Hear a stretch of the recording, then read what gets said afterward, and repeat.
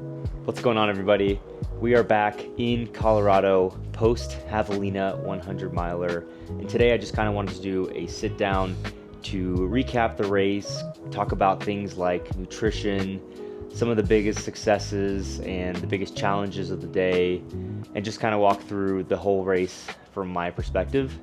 We do have a video coming out pretty soon of the entire weekend itself, but just wanted to kind of have this format going through detail in terms of the things that I experienced in my perspective. So we're just gonna hop right into it. Last weekend I had my first 100-mile race in Phoenix, Arizona. It's called the Javelina Jundred. The Javelina Jundred is a 5-looped course, so each loop is roughly 20 miles, and effectively you have to do 5 loops to get to 100 miles. It's essentially out in the desert. There's a lot of shrubs. There's no real shade. So it was a very hot day. That was one of the things I think we could start talking about, was just the temperatures and the environment and that challenge in itself, because that really did impact everyone's experience. People were saying the temperatures hit up to 100 degrees at the headquarters, at the campsite where we kind of start and finish the race. So that was something that, preparing here in Colorado as we were moving into winter, was a challenge in itself. Luckily we've had, well, I don't know if you say luckily, but we have had a warmer fall here in Colorado. The last 2 weeks before the race, like mid-October, starting to cool down, but most times it was getting up to the 70s and 80s. So I was able to kind of work through that to my advantage. One of the things that I really had to focus on in preparation for the race was just heat training. So focusing on wearing layers when I'm running outside.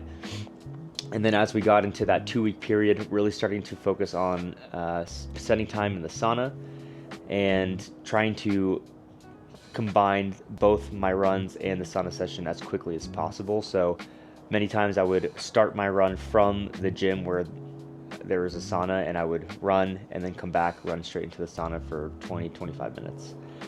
And I think that really did help when it came down to race day. I think the heat was something that either made or broke people. And what I mean by that is just, you have to really take into consideration how you're feeling, how much fluid you're taking in, whether or not you need to adjust your calorie intake, which for me, I didn't make any adjustments. We'll talk about nutrition in a second, but I really just wanted to make sure that, I guess there's a scenario where you're overhydrated, but I think it's better to be overhydrated than to be underhydrated or dehydrated, right? So that was essentially my main focus. And then secondarily was staying cool and keeping my core temperature down. I think one of the lowest points in the race was around mile 28, and it occurred, or maybe it was like 28, 29, and it was when I was just beginning the second lap. So for context, I decided to start the race without my hat, and this is the hat that I wore. So it has this nice flap on the back that covered my neck and ears. It also has this pocket here that I could put ice in. But since we started at 6 a.m. and it was still dark out, I made the decision that, hey, I think I'm going to be back by 9:30. I should be able to be okay without the hat for the first few hours of the race. And that deemed true until about 8:30 or so, about 2.5 hours in. And I think we were on mile 17, 18. And that's when I began to notice that I was getting a little bit hot and was wishing I had the hat. So when I got back to my crew at the base camp, we started cooling myself down, and I still just didn't understand the protocol for keeping myself cool. And I was kind of looking at what other people were doing and what they were providing at the aid stations, which was having sponges and soaking people. And David Roche, the man who won the race, has a podcast. He's also a local Boulder resident, and he talked about just keeping yourself wet at all times. So those are the two things I really knew at that time, and I kind of went from there. Once we began that second lap, and I got to that point around mile 28, 29, I was starting to get a little anxious because I could feel like I was overheating. And so I had to just slow down and take a moment to walk and process and be like, hey, you're okay. We're almost at the aid station. I was about 2 miles away from the second aid station. Let's just get there. Let's take a second to reset. And I got there and had a gentleman, one of the volunteers, he grabbed the sponges, and I told him what was going on. I'm like, hey, I'm feeling pretty hot. So he took these huge car sponges and like went down my neck. He took my hat. He took this hat and dumped it into the water and then put it on my head. After a few minutes, I realized I was feeling a lot better. So I decided to just go all in on the ice and put ice in my head, put ice down my back, put ice down my front, at the front of my shirt. And that ended up being the protocol for every single aid station for the rest of the day until the sun set. And that was something that really changed everything for me, because once I've gained that confidence and feeling cool and feeling back to where I felt normal, I was able to really focus on racing again. And I think that really made the difference of the day. Because actually when I got back to my crew around mile 40, 41, we did the same protocol. I was getting work done, getting my bottles changed, and I told the crew what I was doing. I was soaking myself, putting ice in the hat. And that third lap, so mile 41 to 61, 42 to 61, that was my best lap of the day, I think, because it was the hottest point of the day. It was from 1 o'clock to 4:30, and I didn't even notice the heat because I had gotten to the point where I had so much ice on me at all times that my body was cool, and I was able to focus on the other things that I need to focus on, like nutrition and my liquids and things like that. And honestly, that was the biggest, I think one of the biggest wins of the day, was just surviving the heat and conquering the heat. And to be honest, I think that it could have been 115 degrees. I think I still would have cruised through it because I did not feel the heat at all once I got that system going, because luckily with Javelina, you have the headquarters, like the base camp, and then the first aid station's 4 miles away from the base camp. And then you have the second aid station, which is 6.5 miles away. So that's the longest stretch without an aid station. And then the third aid station is about 5.2 miles from the second. So you have 4, 6.5, 5.2, and then about 4 to get back to the headquarters. So it's one big circle. And at each station, I would just go through the same system: soaking the hat, soaking my arms, putting ice down my back, putting ice down the front of my shirt, putting ice in the hat, and then just rolling. And once I really got into that groove, I felt pretty confident about making it through the day, which was goal number one, was to survive the day.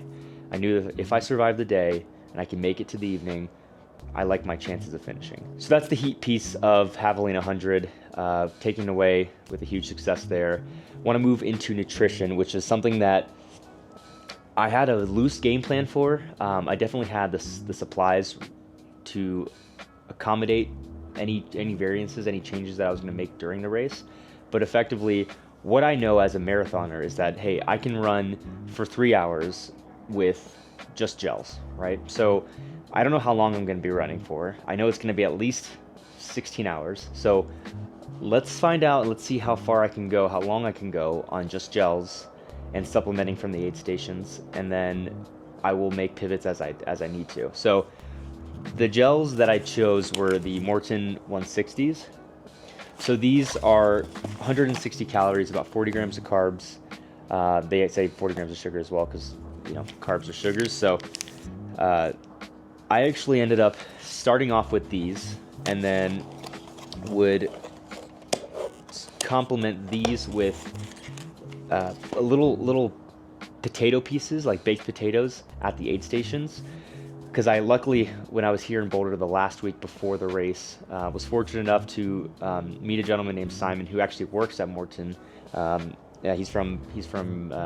Lives in Germany, and he kind of gave me a piece of advice. He said, hey, our people are going to say, we're not a food substitute. We complement things. So you got to make sure to also be eating food while you're doing these long things.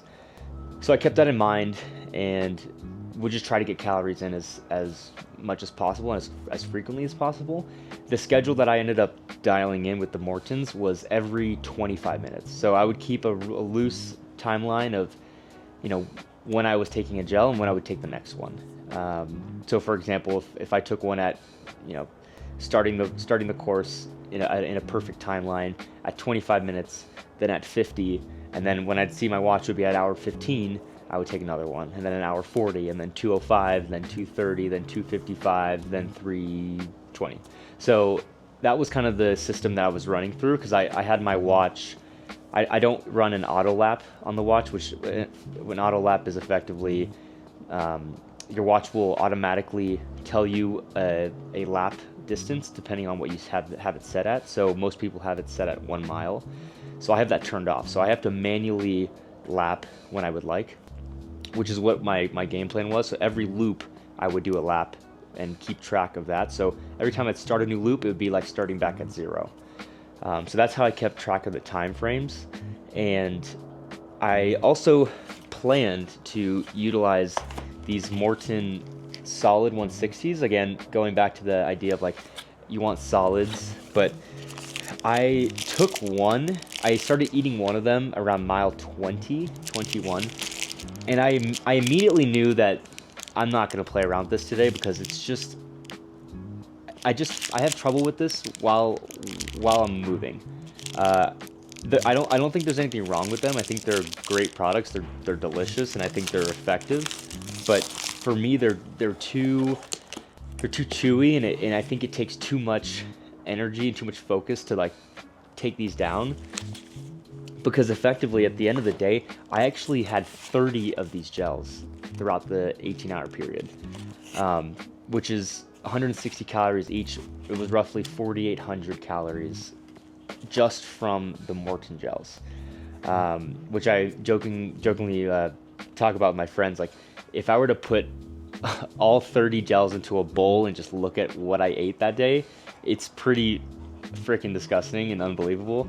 But it's what worked for me. I didn't have any stomach issues. I mean, there were so many awesome takeaways from the nutrition plan of the day. And the biggest one, I think, was not having any GI issues, not having a single cramp, not having any bonking, and just feeling great throughout the entire day. And I don't know exactly what I have to give credit to, other than just sticking to what I already know, what I'm used to. And my logic was like, hey, if this works for 3 hours, let's just see how long it can last, see how long we can go, and also just to keep in mind that I'm also taking in solids like the potatoes. And when I would get back to my crew at our headquarters, they would prepare ramen, like just some noodles to keep, just to also supplement having some solids in there. And everything was good. You know, I went to number 2 3 times throughout the day, and was definitely peeing many times throughout the day. So those were all good signs, and that's what I took them as. And it really just allowed me to focus on what I was there to do, which was to run, right? And to run as quickly as possible. And I think, kind of circling back to the heat thing, I think the heat protocol definitely slowed me down, but I would rather have a race time that's 2 hours slower and finish than not finish at all, right? Because it took effectively 5 minutes each aid station just for the ice piece, where I'm dunking the hat, soaking the arms, putting ice in the hat, putting ice down my shirt, you know, waiting in line for ice itself. So doing that taking that 5 minutes and doing that 4 times a loop, that's 20 minutes, and you multiply that by 5 times, that's 100 minutes, right? Which is an hour and 40 minutes of time that was spent just on ice. And I'm okay with that. Like, I think I went into the race hoping for, you know, something closer to 16 hours. And that was honestly just me throwing a shot in the dark. Like, I've never run a race longer than a marathon. So I was just going off of what I felt would make sense. And I think I was pretty close, you know, with the heat issue, with the heat factor being put into consideration. So super happy with the outcome. We actually ended up finishing the race in 18 hours and 46 minutes. So finished at 12:46 in the morning from the 6 a.m. start that day. And yeah, I was just super stoked about that. The other thing with nutrition was salt and then fluids. So I want to get back on track here. I took these electrolyte salts, which are effectively just pills, or capsules, I guess is a better term for them. They're just 150 milligrams of, hold on, let me make sure I get this stuff right. We got 215 milligrams of sodium, 60 milligrams of potassium, 350 milligrams of chloride, and it's a little bit of calcium and magnesium, and some vitamin D. So these are great because they don't require much effort other than just taking them down and swallowing them. And I probably took around 40 of these throughout the entire day. These were a big game changer last year when I was pacing a friend at Javelina. That's how I was turned on to the race itself. And I noticed him taking them, and I was like, that's a really good approach. So I decided to go after the same thing this year. So we had calories from the gels, we had calories from the food like ramen and potatoes. That was literally it, guys. Gels, baked potatoes, and ramen. And then we had sodium from the salt pills, and then the only other form of calorie intake was from the actual bottles that I was drinking. So my crew and I had a game plan of putting 2 scoops of raw fuel into each bottle of mine, which I actually have the bottles here in my little bag of wonder. So we have these soft bottles. These guys were, let's see, 500 milligrams each. So 2 scoops in each bottle, which was effectively 200 calories, and then 200 calories in each bottle, so 400. And then the scoops each have 300 milligrams of sodium.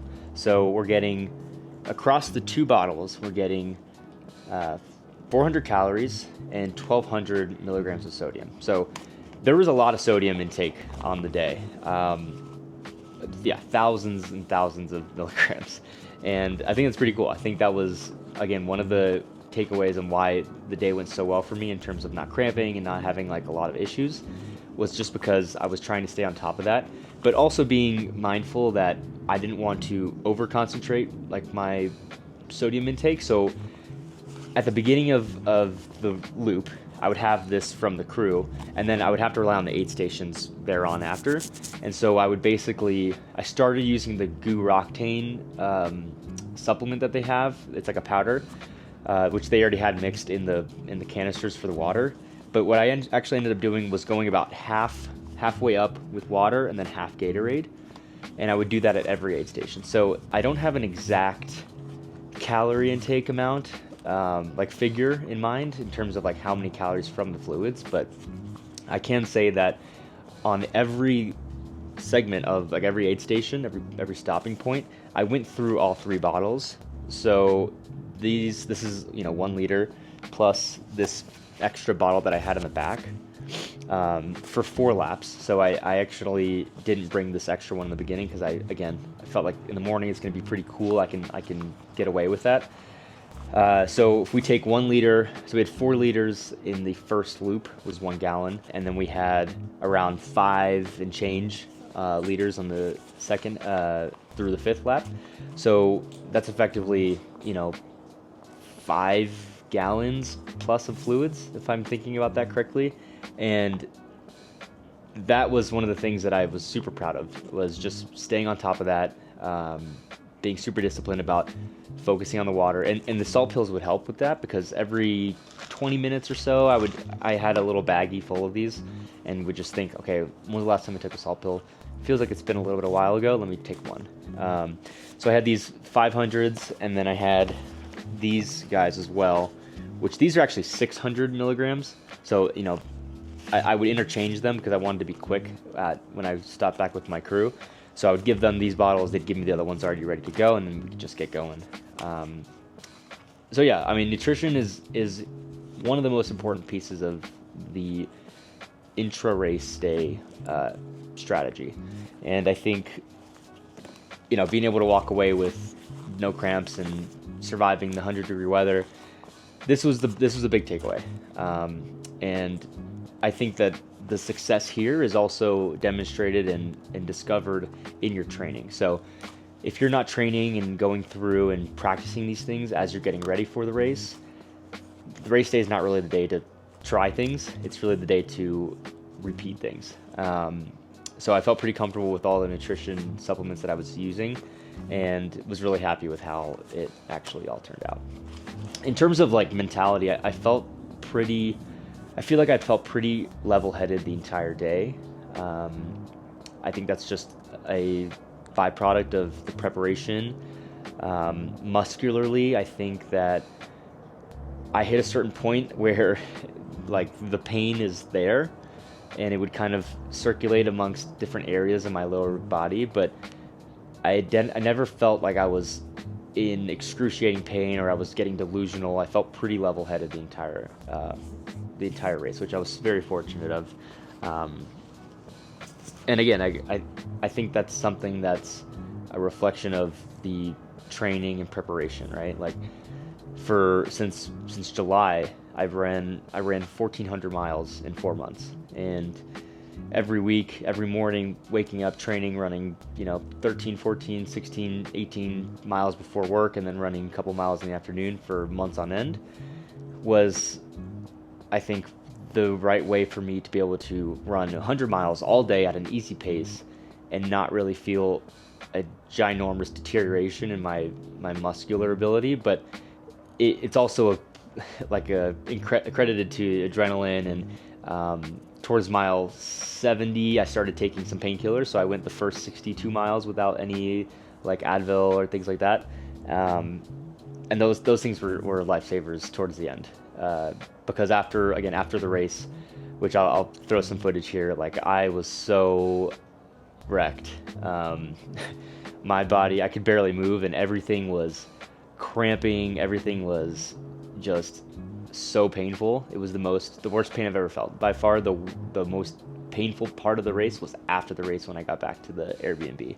And that lasted, we got home at 1:30, and I couldn't sleep until about 7:30.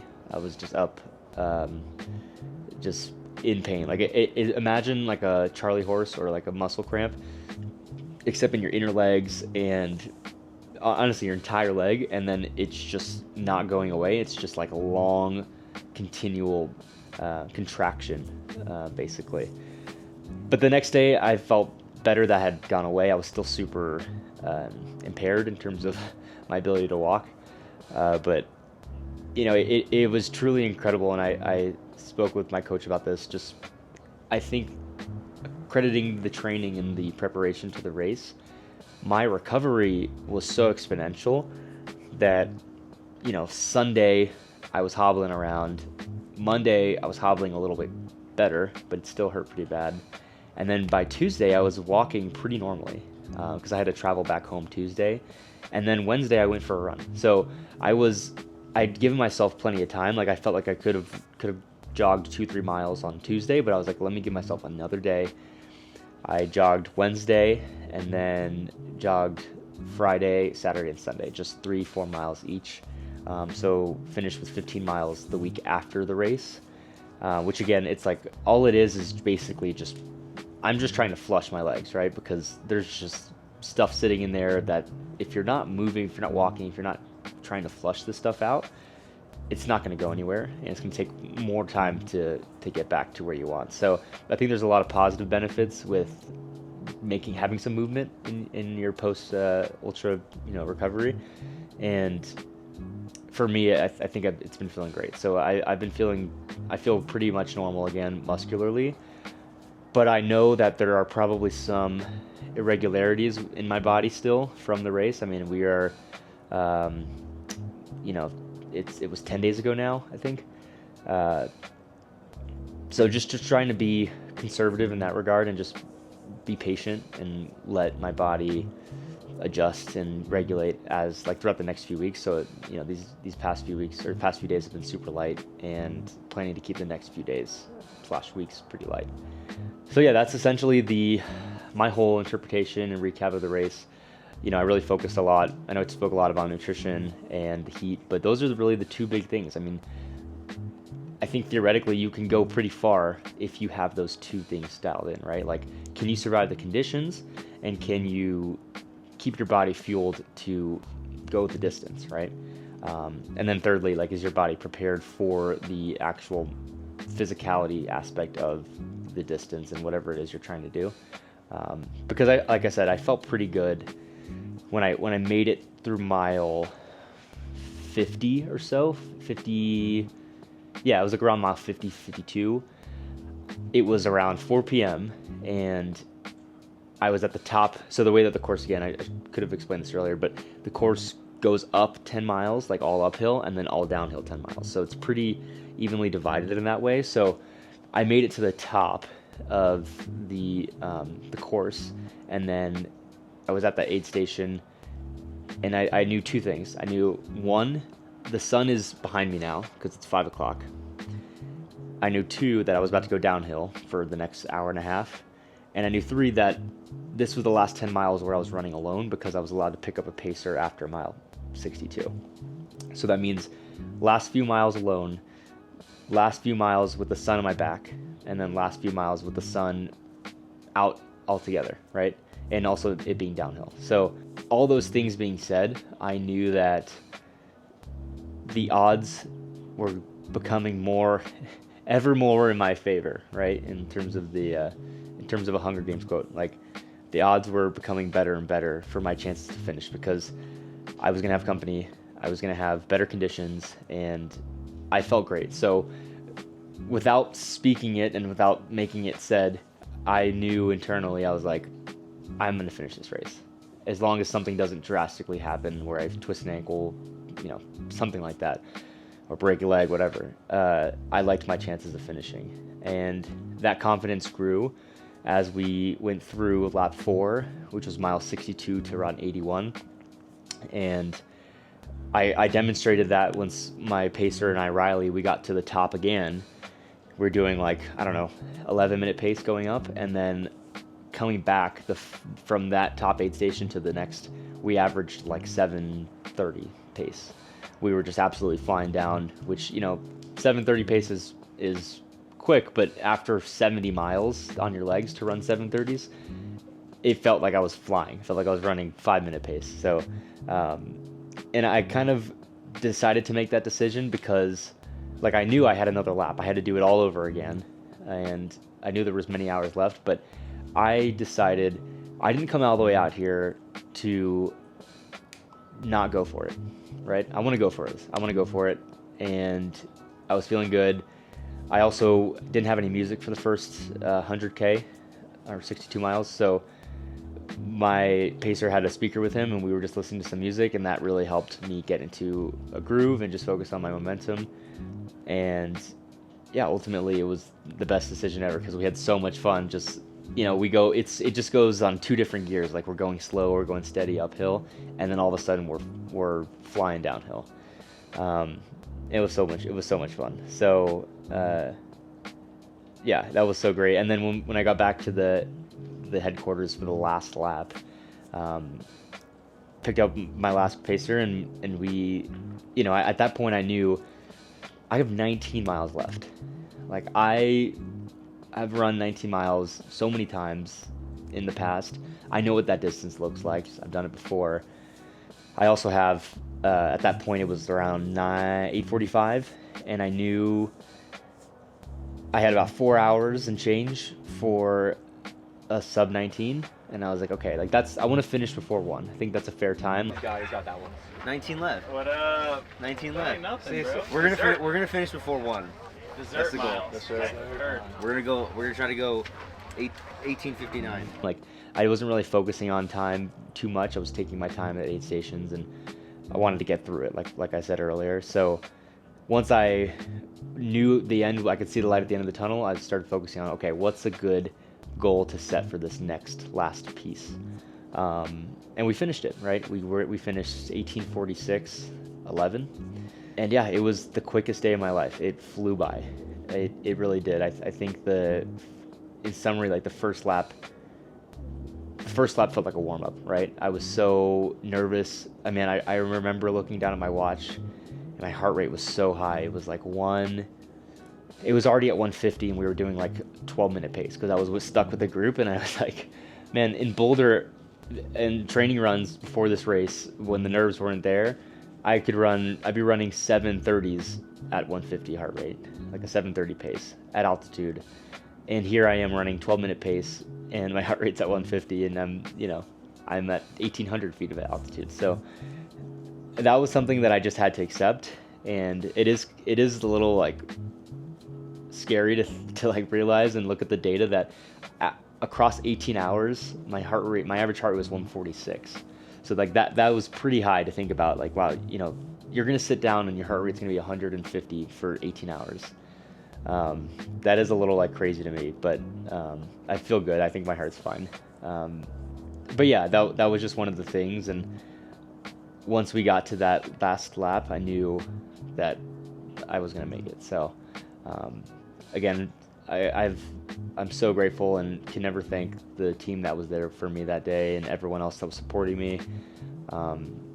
It meant the world, and that really helped me get through components of that race, which is just thinking about the people who were waiting for me, the people that were supporting me, and across from my hometown in Florida to Colorado, to people who were there, just thinking about everyone that was wanting and rooting for me to finish, and that was essentially what I was leaning on. So yeah, crazy experience. Finished 40th place overall, which is crazy to me to think that there's just so many gifted runners. There was, I believe, a little bit over 900 people who started the race, and only around 417 finished or so. So a little bit more than 50% didn't finish, which I guess is pretty common in ultra races. But yeah, it's absurd to think about it, and I still think I haven't processed it fully. But I'm just grateful to be on the other side, and I'm excited to take some time to rebuild and to absorb that experience, and then focus on 2025, which is going to be, I'm just going to be focusing on the marathon. I really want to start shaving some time off my marathon. So I have the Boston Marathon in 2025, April, and then Chicago, which is going to be October. And then I'm also going to hop in New York just for fun, because I want to do all of them in 1 year, all the U.S. majors. So the two big ones are going to be Boston and then Chicago. I really think that next year, with the team that I have now, I think that I can really make some numbers drop, and I'm really looking forward to digging my feet in and going for it. So just want to thank you guys again for tuning into this. I know it's long-winded, but I wanted to go into detail and kind of talk about everything that I experienced in my perspective. Everything from the nutrition to just how I was feeling, and kind of give that perspective just in case one day, someone watching is interested themselves in trying to do something like running 100 miles in one day. So feel free to subscribe if you like. Honestly, I'm just doing it because I enjoy this stuff. So again, appreciate you guys. Thanks for watching. See you on the next one.